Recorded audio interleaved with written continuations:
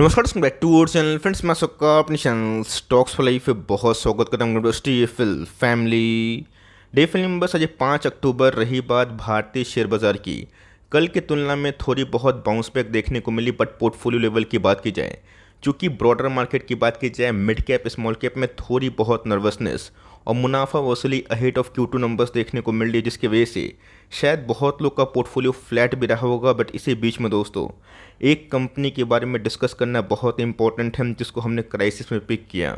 और हर एक बार में दोस्तों कमेंट्री हमारी काफ़ी ऑप्टिमिस्टिक वाली थी, बिकॉज इस कंपनी में कुछ अलग बिजनेस मॉडल डेवलप हुआ है इन दिनों में। आप चाहें तो पार्शियल प्रॉफिट बुकिंग के बारे में सोच सकते हैं। बहुत लोग कंप्लेन करते हैं कि सर पार्शियल प्रॉफिट बुकिंग के बारे में आप क्यों बात नहीं करते हैं। तो ऑफकोर्स क्या, सबका गोल अलग होता है। हमने दिवाली के पहले जो टारगेट प्रिज्यूम किया था, वही हमें आज के दिन विटनेस होता हुआ देखने को मिल रहा है। लेकिन ये अगर आप इसको नेक्स्ट दिवाली तक रखते हैं और बिजनेस को समझते हैं, तो मेरा ऐसा मानना है गोइंग फॉरवर्ड भी दूसरी कंपनी और भी अच्छा पैसा बना सकती है। तो फटाफट डिस्कस करेंगे। बहुत इंटरेस्टिंग वीडियो होने वाली है। चैनल फर्स्ट टाइम होंगे, सब्सक्राइब कर सकते हैं। इस तरह की क्वालिटी कंटेंट को सबसे पहले एक्सेस करने के लिए now without delaying any for time, let's begin. इस बात की जाए बाजार की, इंडेक्स लेवल में थोड़ी बहुत डेवलपमेंट देखने को मिली, लेकिन यस ब्रॉडर मार्केट की बात की जाए, वो थोड़ा सा फ्लैटिश था या फिर वीक था। बट इसी बीच में गैस एट द एंड की बात की जाए, इस कंपनी में हमें 7% के आसपास तेजी का माहौल देखने को मिला। अचानक से कंपनी भागी और मैंने गैस इसका बात बहुत बार डिस्कस भी किया था, बताया था कि कैसे दिवाली के पहले या फिर Q2 के नंबर्स के पहले हमें 2000 का जो मैजिकल लेवल है वो दिखाई दे सकता है। यस थोड़ा सा देर हुआ, लेकिन यस चीज़ भी गैस सटीक बैठते हुए दिखाई दे रही है। गैस अच्छे से याद है, जब मार्च के महीने की बात की जाए, अप्रैल के महीने की बात की जाए, क्राइसिस भरा माहौल था। मार्केट में बहुत लोग नेगेटिव हो गए थे उस समय। गैस मेरी commentary mid cap small cap को लेके क्या रही है, आप सबको अच्छे से पता ही है। अब 6 महीना में mid cap small cap index 40,000 का इंडेक्स हो जाएगा मिड कैप का। और स्मॉल कैप की बात की जाए, 12,500 के आसपास पहुंचेगा, 13,000 के आसपास पहुंचेगा। तो आप क्या चाहते हैं, गिरावट हो ही ना। ऑफकोर्स सो फ्रॉथ निकलना बहुत ही इंपॉर्टेंट है। ऑफकोर्स वीक हैंड्स का ना सफाया हो ही जाता है। तो इस लेवल से कैसे अगर आप देखें, तब के सामने प्रूफ है कि कैसे स्टॉक मार्केट में पैसे बनते हैं, लेकिन आसानी से नहीं बनते हैं। जब न्यूज़ नेगेटिव होती है, सेंटीमेंट नेगेटिव होती है, तभी पैसा लगाने का सही टाइम होता है। और कन्विक्शन के संग होल्ड करने का ना एक अलग ही गेम होता है। कैसे इनके आईपीओ देखने को मिल रहे हैं, स्टॉक 6 गुना बढ़ चुका है। अगर आप देखें तो आईपीओ के प्राइस मुझे अभी भी याद है, 306 के आसपास। तो क्या हमने इसको आईपीओ से खरीदा था? नहीं दोस्तों, आईपीओ के बाद खरीदा था नहीं दोस्तों, बिकॉज इसमें कुछ चैलेंजेस थे जिसको देखना बहुत ही हद तक इम्पोर्टेंट हो जाता है। बहुत लोग कमेंट बॉक्स में लिख रहते हैं कि सर इनका कोई कॉम्पिटिटिव एडवांटेज नहीं है। बट मैंने उस समय बताया था कि भले ही कंपनी के पास प्योर बिजनेस मोड नहीं हो, लेकिन जो डेटास आ रहे हैं ना वो बहुत ही अद्भुत हैं। तो आईपीओ के बाद दोस्तों जब मुझे रियलाइज़ हुआ ना कि इस कंपनी में पैसे बन सकते हैं, मैंने बार बार कमेंट्री की। बीच में तो कैसे इस कंपनी में बहुत बार हमें एक अच्छा खासा ग्रैब करने का चांस मिला, जिसके बाद इस कंपनी में पैसे बने। भले 6 गुना नहीं बने, डबल भी बने, उससे ज़्यादा बने। बट येस पैसे उन्हीं के बने जिनको ये लगा ना कि आने वाले कल में कंपनी कुछ वंडर्स कर सकती है। स्टॉक का नाम आप भली भांति जानते हैं। एसटीएफएल कम्युनिटी के संग मैंने बहुत बार शेयर भी किया है, एंजल वन लिमिटेड। दोस्तों बात की जाए लर्निंग की, और यहाँ पे क्या लेसन मुझे सीखने को मिली, क्या लेसन आपको सीखने को मिल सकती है, और क्यों दोस्तों हम लोग को सब आईपीओ को अप्लाई नहीं करना चाहिए, और क्यों बहुत ऐसे आईपीओ जो डिस्काउंट में लिस्टिंग होता है छोड़ना भी नहीं चाहिए। मैंने क्या बताया कि नाइका, जोमेटो, पेटीएम, न्यूरेका, ऐसे बहुत सारे विल डिस्ट्रॉयर आईपीओ हैं जिसको बहुत ही हाइप मिला। क्या सबके पैसे बने? नहीं दोस्तों। लेकिन यस क्या सब में पैसे डूबे? बिल्कुल भी नहीं। ऐसे बहुत सारी कंपनीज हैं जो डिस्काउंट लिस्टिंग के बावजूद भी 5-6 गुना बढ़ चुके हैं। अगर आप देखें तो इस कंपनी के आईपीओ की बात की जाए, 305 के भाव पे आया था। आज के भाव की बात की जाए कितना है दोस्तों, आपके सामने प्रूफ है, 2000। अब बहुत लोग मुझसे पूछेंगे क्या सर इसका टाइम ओवर हो चुका? नहीं, एक बिगनिंग शुरू होती है, एक साल हाई पे का किसी कहानी तब तक ओवर नहीं होती है जब तक उनके बिजनेस में कुछ डेंट ना पड़ जाए। तो आपके सामने प्रूफ है, आपको अच्छे से पता है कि जो कंपनी डिस्काउंट में लिस्ट हुई थी, अगर आप देखें तो IRFC 26 रुपये का आईपीओ का भाव था, 4.5% के आसपास डिस्काउंट में लिस्ट हुआ था।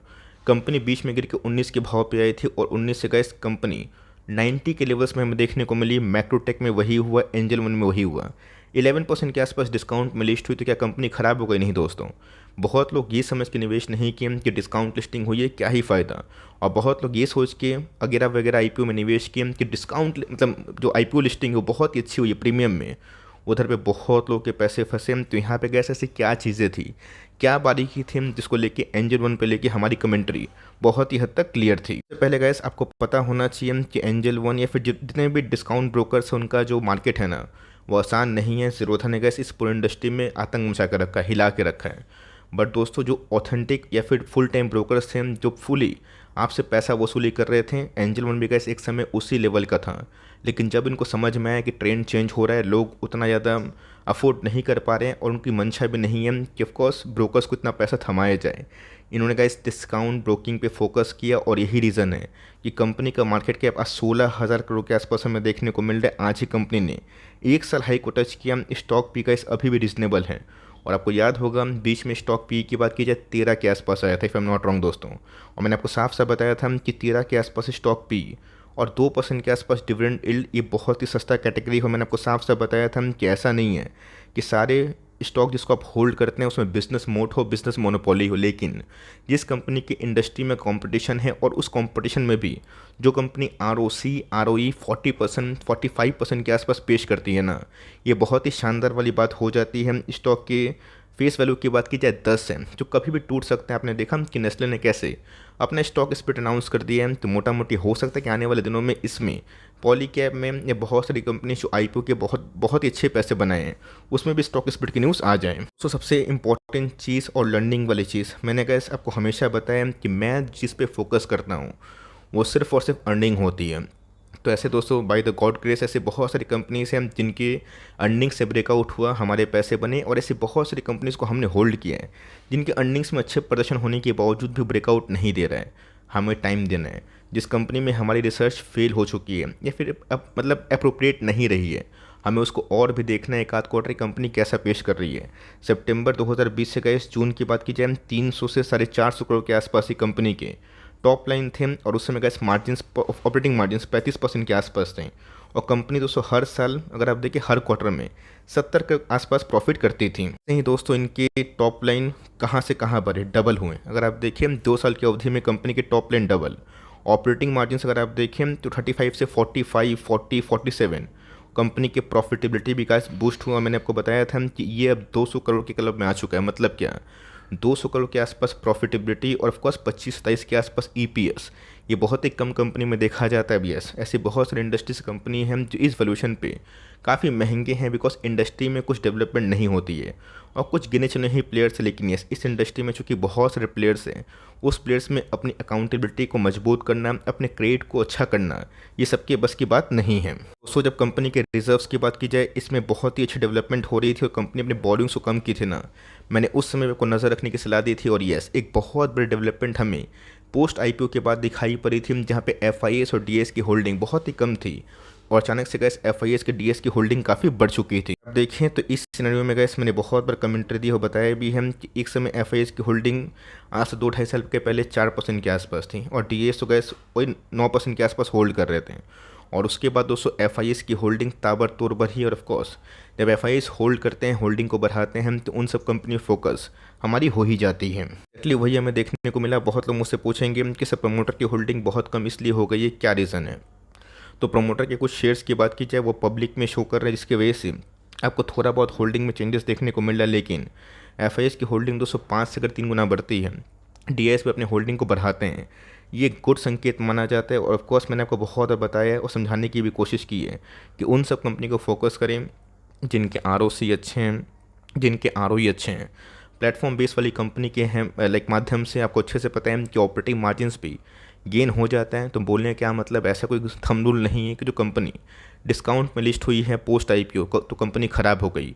हमें कंपनी को ऑब्जर्व करने की आवश्यकता है। और रही बात, बहुत ऐसी कंपनीज हैं जो बजिंग में आती है, बजिंग कंडीशन में, उसके बाद IPO के प्राइस को 210 से तोड़ ही नहीं पाती है और उसमें इनफ वेल्थ डिस्ट्रॉय होता है। करना क्या है, मैंने क्या बताया दोस्तों वीडियो के स्टार्टिंग में ही कि अगर आप चाहें तो शॉर्ट टर्म प्रॉफिट बुक कर सकते हैं। जिनको इस दिवाली के पहले बुक करने का मौका था वो कर सकते हैं। अब दोस्तों दिवाली के पहले बुक करने के बाद आप बोलेंगे कि सर बुक करने के बाद कंपनी 2600, 2800, 3000 के पास पहुँची तो मैं क्या करूँ। अगर आप सोचेंगे कि पूरा मलाई खा लें, ये पॉसिबल है ही नहीं। फ्यूचर में क्या होगा, मार्केट गिरेगा, भाग्य किसको पता है, नहीं। डिसिप्लिन रखिए। अगर आप शॉर्ट टर्म के लिए प्ले किए थे 60%, 70%, 80% है, तो एटलीस्ट 50% के आसपास मुनाफा बुक कर सकता है। आपके निजी मामला है। आप नेक्स्ट दिवाली तक वेट करना चाहते हैं तो मेरा ऐसा मानना है कि ब्रेकआउट ऑलमोस्ट हो चुका है। ब्रेकआउट के संग रिकवरी भी काफ़ी फास्ट हमें देखने को मिली है। तो ऑफकोर्स गैस बीच में स्टॉक गिरा था और उसके बाद भागम। तो अगर आप नेक्स्ट दिवाली तक वेट करेंगे तो मेरा ऐसा मानना है कंपनी 3000 के दर्शन भी हमें करवा सकती है। पिछले 2 साल से अगर आप देखें तो कंपनी अपने टॉप को तोड़ ही नहीं पा रही थी। आज फाइनली टॉप के आसपास आई है। कंपनी के नंबर्स बीच में बहुत ही अच्छे थे, उसके बावजूद भी कंपनी गिर रही थी। तो कंपनी एक ऑफकोर्स मौका दी थी। तो अगर आपके पास पेशेंस है, धैर्य है, 1 साल टाइम दे सकते हैं, तो ऑफकोर्स मैं बोलूँगा होल्ड करें। आप मुझसे पूछेंगे मैं क्या कर रहा हूँ, डिस्क्लेमर दोस्तों मैं होल्ड करने वाला हूँ। लेकिन आप सोचते हैं कि शॉर्ट टर्म में प्रॉफिट बुकिंग करना सही होगा 60%, 70%, 80%, वो आपका निजी मामला है, अपना कॉल ले सकते हैं। लेकिन यस, कोई कंपनी अगर आईपीओ के बाद नहीं चली है तो हमें देखना है कि कंपनी के नंबर्स कैसे हैं। और मैंने क्या बताया, कुछ बैरोमीटर्स को सेट करिए और उसके अकॉर्डिंग अगर आप एनालिसिस करते हैं तो मेरा ऐसा मानना है देर एफ से वेट। आप खुद ही से बहुत सारे मल्टीपैकर्स को ग्रैब कर सकते हैं। एंजल वन में कैसे अगर अपने टाइमली पोजीशन बनाया, प्लीज़ कमेंट बॉक्स में लिखिएगा। आपका जो कमेंट्स हैं मुझे पढ़ना काफ़ी अच्छा लगता है। और वीडियो अच्छी लगी तो प्लीज़ लाइक करिएगा और चैनल फर्स्ट टाइम होंगे सब्सक्राइब करके बेल आइकन को प्रेस करना भी ना भूलिएगा। तो गाइस मिलते हैं जल्दी ही, तब तक के लिए bye. Thanks for listening friends, God bless you all.